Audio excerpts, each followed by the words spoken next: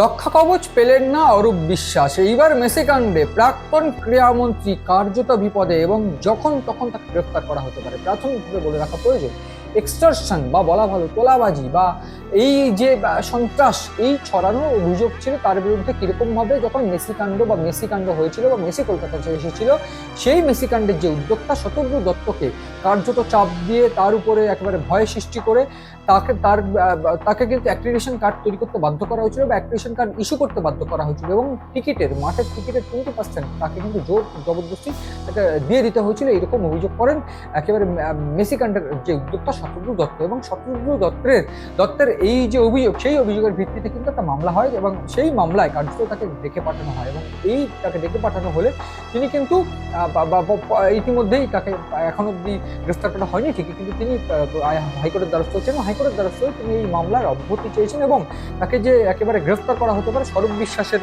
কায়দায়, অর্থাৎ তার ভাইয়ের কায়দায়, সেই অভিযোগও তিনি তোলেন। এবং ঠিক সেইখানে দাঁড়িয়ে বিচারপতি সৌগত ভট্টাচার্যের বেঞ্চ পরিষ্কার করে জানিয়ে দিল যে কোনোভাবে অগ্রিম এই মামলা শুনানি হবে না। এক্ষেত্রে আগাম যে শুনানি এবং তার পাশাপাশি তার যে আবেদন, সেই আবেদনও খারিজ করে দেওয়া হয়েছে এবং এখানে পরিষ্কার করে দেওয়া হয়েছে যে যেদিন মামলা শুনানি সেদিনই এই মামলা শুনানি হবে।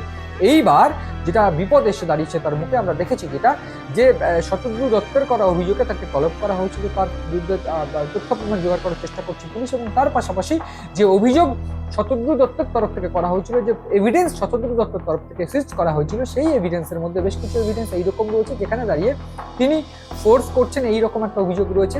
তার পাশাপাশি তার একেবারে ভাইয়ের স্ত্রী অর্থাৎ জুই বিশ্বাস কেন ঢুকেছিলেন সেই বিষয়ে তদন্ত করা হলো। জুই বিশ্বাস কেন মাঠের মধ্যে এন্ট্রি পেল, কেন অ্যাক্রিডিটেশন কার্ড তিনি পেয়েছিলেন, সেই জায়গায় দাঁড়িয়ে জুই বিশ্বাস জানিয়েছিলেন যে মিনিস্টার তাকে আমন্ত্রণ করেছে। মিনিস্টারের তো প্রোগ্রাম এটা ছিল না, সেক্ষেত্রে কেন মিনিস্টার আমন্ত্রণ করলো, সেই অধিকার তিনি কোথা থেকে পেলেন, সেই ধরনের যে সমস্ত অভিযোগ, সেই এভিডেন্স কিন্তু পুলিশের তরফ থেকে জোগাড় করা হচ্ছে। এবং তার পাশাপাশি আমরা দেখেছি যে কিভাবে সাধারণ মানুষ, বিভিন্ন তার ইউটিউবার, তার ঘনিষ্ঠ মহল, তাদেরকে জোরপূর্বক ঢোকানো হয়েছিল মাঠের মধ্যে, সেই চিত্র কিন্তু কার্যত শতদ্রু দত্ত তুলে ধরেছেন এবং সেই এভিডেন্স কিন্তু ইতিমধ্যে সিজ করা হচ্ছে। সেইগুলো দেখিয়ে তাকে জিজ্ঞাসাবাদ করা হতে পারে এবং সেক্ষেত্রে উত্তরে গরমিল থাকলে তাকে গ্রেফতার করা হতে পারে বলে তার সন্দিহান বা তার মনে করা হচ্ছিল।